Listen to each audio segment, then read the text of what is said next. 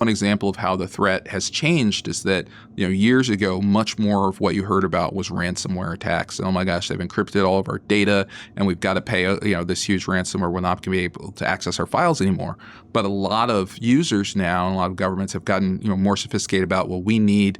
secure, iterative backups of all of our data so that we can access it.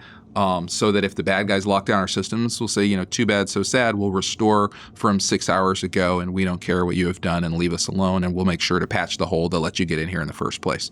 And so the bad guys said, well, okay, that's fine, but now we're going to steal your data. So even if you can get back in your systems, we're going to hold your data hostage. And if you don't pay us, then we're going to have, these websites where we just launch all the data just into the wind and everything that we stole, all your trade secret information, all the sensitive information for your patients, for your customers, the communications of, with your clients, so they target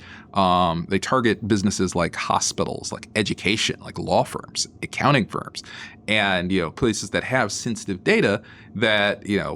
are really under the gun if someone's just going to dump the data that's been stolen out into the world. And so I'm sure we're going to continue to try to get better at protecting against that. And then the bad guys are going to find out what the next scam is going to be, because the criminals are always going to try to enrich themselves.